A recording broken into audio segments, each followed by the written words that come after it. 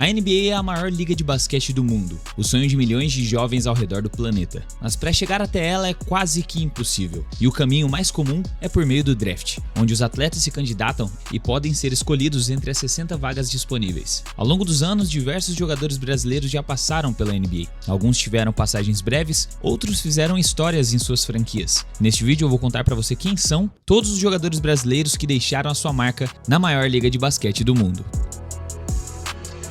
O primeiro dessa lista foi Rolando Ferreira, na temporada de 1988-1989, e jogou pelo Portland Trail Blazers. Após ter se destacado na Universidade de Houston, ele foi a 26ª escolha geral do draft. Ele foi aquele cara a chegar na NBA quando tudo ainda era mato, o cara que abriu as portas para todos os brasileiros que o sucederam. Rolando Ferreira realmente foi uma figura histórica. Conquistou o ouro nos Jogos Pan-Americanos de Indianápolis em 1987, quando o Brasil derrotou os Estados Unidos na própria casa do adversário. Inclusive, essa competição foi outro ponto que fizeram com que os olheiros da NBA ficassem de olho nos brasileiros, além de ver também todo o talento do pivôzão de 2,16 m, mas infelizmente sua passagem na NBA foi curta. Ele disputou apenas 12 partidas com a média de 0,8 pontos, 1,1 rebotes e 0,1 assistências por partida. Mas 3 anos depois, já estava na hora de mais um brasileiro chegar até a NBA. E o seu nome é João Viana, mas ele ficou mais conhecido como Pipoca, um ala pivô de 2,6 m que chegou na NBA em 1991, mas não pelo draft, mas como um jogador contratado de uma outra liga profissional. Sua experiência ainda foi mais breve do que a de Rolando Ferreira. Ele jogou apenas um único jogo com o Dallas Mavericks contra o San Antonio Spurs. Depois disso, nunca mais foi escalado. Sem espaço no time, Pipoca decidiu retornar ao Maratonista de Coamo, em Porto Rico, onde ele jogava anteriormente. A década de 90, dominada por Michael Jordan, chegaria ao fim sem outro brasileiro na liga, mas os anos 2000 trariam uma nova geração, a famosa geração de ouro do basquetebol brasileiro.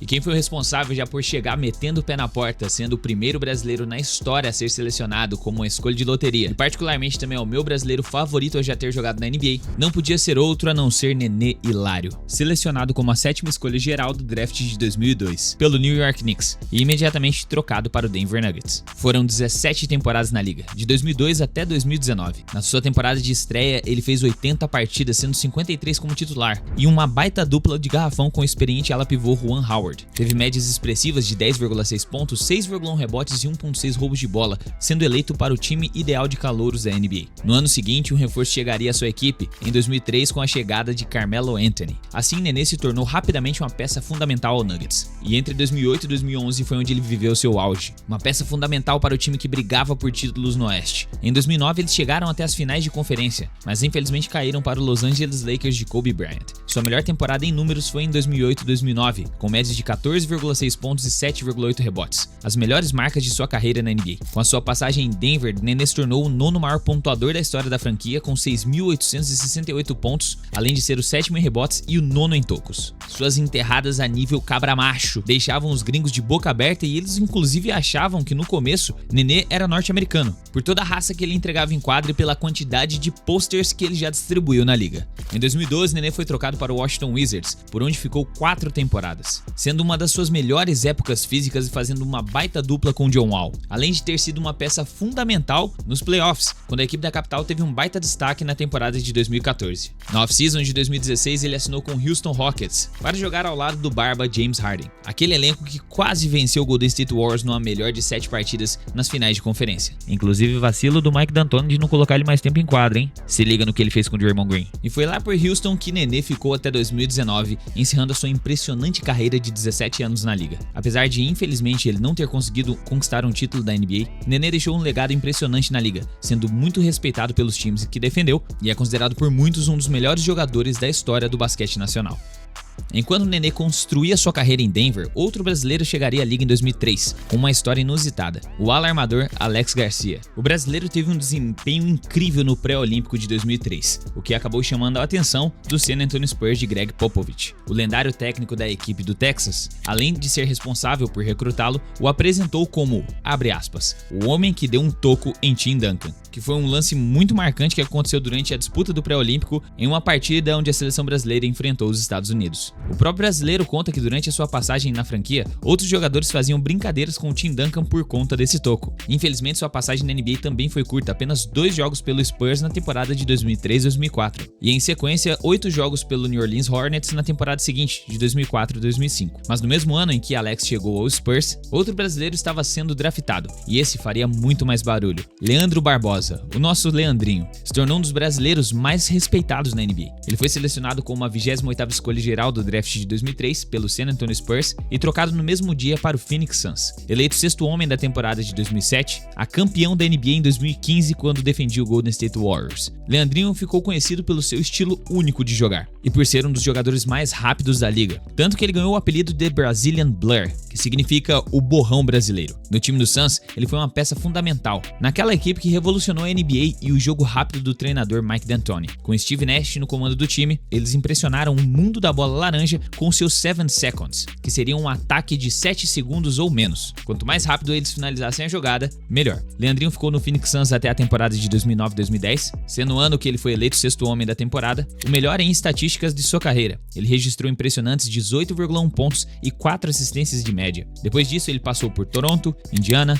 Boston, até retornar ao Phoenix Suns em janeiro de 2014, onde ficou até o fim da temporada e a equipe acabou por não estender o seu contrato. Ele estava procurando um time para continuar na liga. E antes da temporada de 2014-2015, ele participou da preparação para o Mundial de 2014 com a seleção brasileira. E o Brasil fez jogos de exibição contra várias seleções do mundo, incluindo uma partida contra os Estados Unidos, que contavam com os Splash Brothers, Klay Thompson e Stephen Curry. E naquela noite, Leandrinho fez uma partida brilhante, provando que ainda conseguiria jogar de igual para igual contra a elite da NBA. Steve Kerr, que tinha acabado de assumir como técnico do Golden State Warriors, ligou para Klay Thompson e Stephen Curry perguntando o que eles acharam de jogar contra Leandrinho, já que o Warriors estava de olho nele. A resposta foi, abre aspas, o brasileiro é rápido demais para ser marcado. Leandrinho recebeu inclusive uma proposta do Miami Heat, mas como ele já tinha uma forte amizade com Steve Kerr, que na sua primeira passagem pelo Suns era o GM da equipe, e mais alguns conhecidos que faziam parte da comissão técnica do Golden State, ele decidiu aceitar a oferta do time de São Francisco. E na temporada de 2014-2015, vindo do banco, o brasileiro foi uma peça fundamental na equipe. Jogou 66 partidas, trazendo muita experiência e alguns arremessos para 3 pontos, além de um rápido contra-ataque como sempre, ajudando o time do Golden State Warriors a conquistar um título na NBA, que inclusive acabou sendo o primeiro título dessa dinastia do Golden State Warriors na década de 2010. Ele também fez parte da campanha histórica do Warriors em 2016, com 73 vitórias e 9 derrotas, o melhor recorde da história da NBA. Leandrinho ainda jogaria mais uma temporada de despedida pelo Phoenix Suns em 2016-2017. Foram 67 partidas. E essa foi a sua última passagem pela NBA, encerrando uma trajetória brilhante na maior liga de basquete do planeta.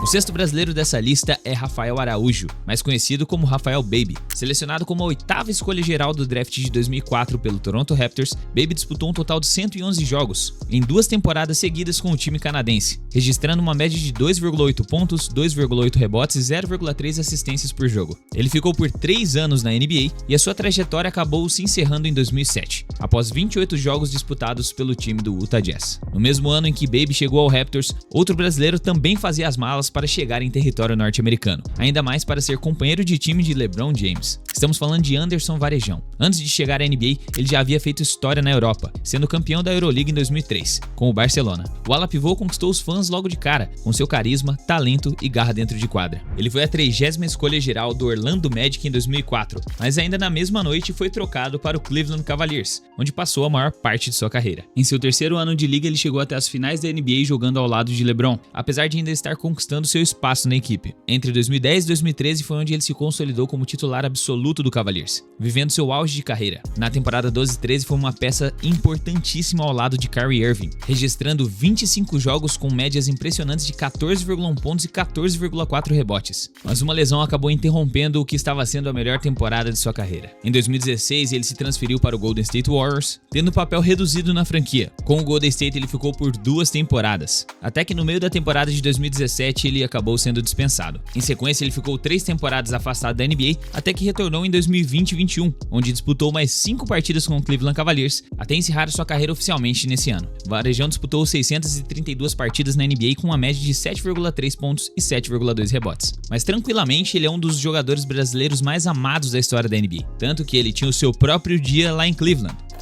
Voltando agora para 2006, outro brasileiro chegou à NBA. Foi o ala Marquinhos, que antes de chegar à maior liga de basquete do mundo, já era uma das maiores referências do basquetebol nacional, acumulando prêmios de MVP no NBB e se destacando pela sua versatilidade e liderança em quadra. Na NBA, o Marquinhos vestiu a camisa do New Orleans Hornets entre 2006 e 2008. Foram ao todo 26 partidas com uma média de 2 pontos, 0,7 rebotes e 0,3 assistências, atuando pouco, aproximadamente 7 minutos por jogo. Em fevereiro de 2008, ele foi envolvido em uma troca com o Memphis Grizzlies, mas acabou dispensado depois de 2 dias. De volta ao Brasil, retornou a sua carreira com o Flamengo, por onde se tornaria um dos maiores nomes da história do basquetebol brasileiro, conquistando títulos, prêmios individuais e o respeito dos fãs pela sua longevidade e dedicação.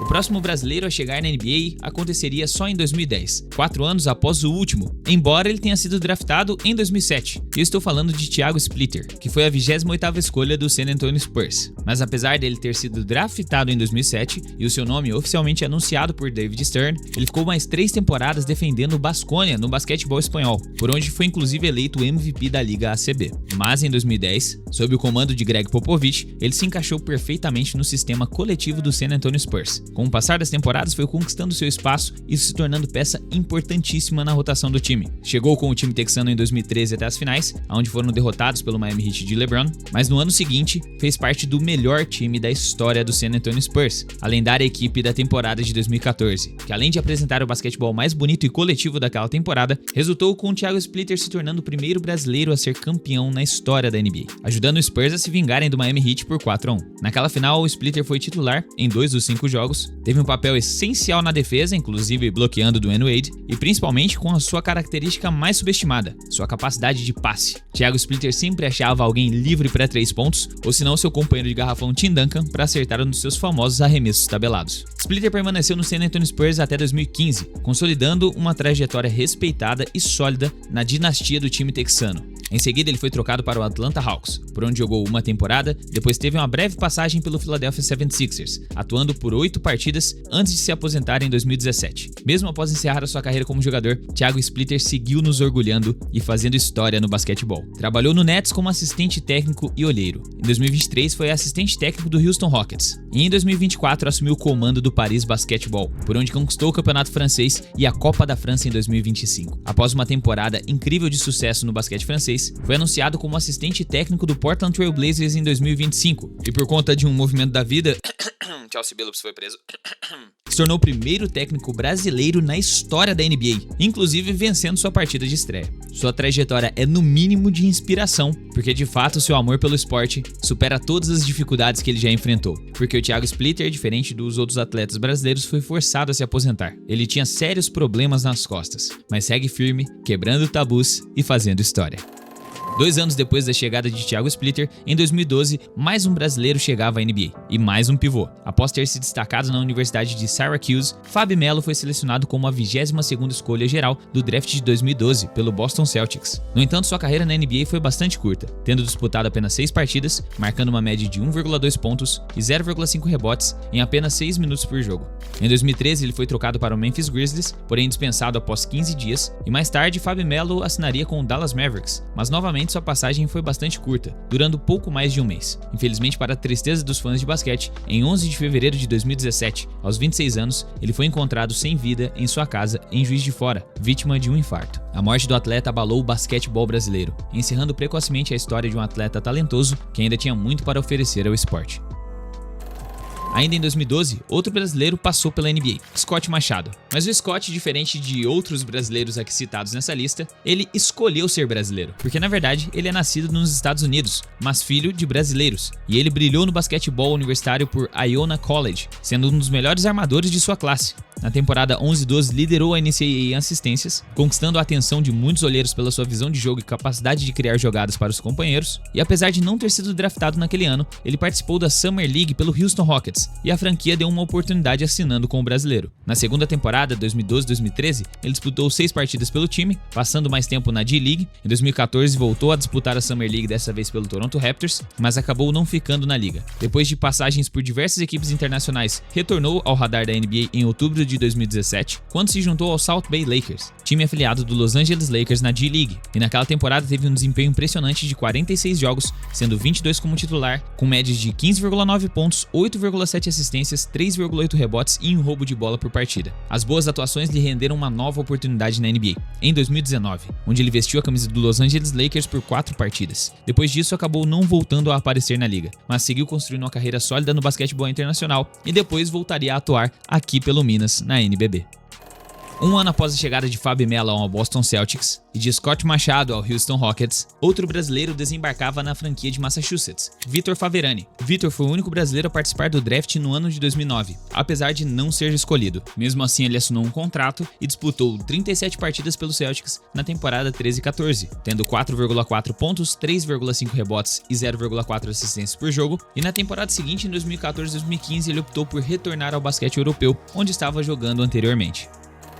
No mesmo ano de Faverani, em 2013, o pivô Lucas Nogueira, mais conhecido como Lucas Bebê, teve seu nome chamado como a 16ª escolha geral do draft pelo Boston Celtics. Mas rapidamente ele foi trocado para o Atlanta Hawks e posteriormente para o Toronto Raptors, por onde jogaria por 4 anos. Durante esse período disputou 141 partidas, com médias de 3,2 pontos, 2,8 rebotes e 0,5 assistências por jogo. Ao final do seu contrato com o Raptors, a equipe canadense decidiu não renovar com o pivô brasileiro, e ele retornou ao basquetebol espanhol, onde havia iniciado a sua carreira. E infelizmente, por conta de graves lesões no seu joelho, Lucas acabou se aposentando precocemente. Em 2021 ele chegou a retornar da aposentadoria para defender o São Paulo Basquete e mais tarde teve uma última passagem profissional na Liga Canadense, até que por fim ele decidiu encerrar a sua carreira de vez. Se no draft de 2013 tivemos Lucas Nogueira, no draft de 2014 tivemos Bruno Caboclo, e pela primeira vez teríamos então 2 brasileiros na mesma equipe na NBA. Ele, que foi selecionado como a 20ª escolha geral do draft de 2014, foi visto como um projeto de longo prazo, com um grande potencial atlético e envergadura impressionante, sendo inclusive chamado de Giannis Antetokounmpo brasileiro. Entre 2014 e 2018, o Caboclo atuou por 25 partidas pelos Raptors, e mais tarde teve passagens pelo Sacramento Kings e pelo Memphis Grizzlies, onde viveu o melhor momento de sua carreira na temporada de 2018 e 2019, conquistando minutos importantes e mostrando uma evolução em seu jogo dos dois lados da quadra, registrando 8,3 pontos, 4,6 rebotes e um toco por jogo. Em 2020 ele foi trocado para o Houston Rockets, onde encerrou sua trajetória na NBA. No total disputou 105 partidas na Liga Norte-Americana, com médias de 4,2 pontos, 2,6 rebotes e 0,7 assistências por partida. Após deixar a NBA, Bruno se reinventou atuando em competições internacionais e trazendo títulos, inclusive em 2025. Um ano após Bruno Caboclo chegar à NBA, em 2015, a Liga Norte-Americana recebeu um consagrado nome do basquetebol internacional, Marcelinho Huertas, que após anos de destaque no basquetebol europeu com passagens por clubes como o Barcelona, Baskonia, o armador brasileiro assinou com o Los Angeles Lakers já na reta final da carreira de Kobe Bryant. Durante 2 temporadas no time de LA, Huertas disputou 76 partidas, deixando sua marca com assistências criativas, visão de jogo e inteligência em quadra, características que sempre definiram seu estilo de jogo, mas o seu lance mais icônico foi quando ele se escondeu para efetuar um roubo de bola. Sua passagem foi curta, mas respeitada, sendo um exemplo de profissionalismo e técnica entre os jogadores brasileiros que já passaram na NBA. Depois disso, ele voltou para a Europa, onde se tornou uma verdadeira lenda.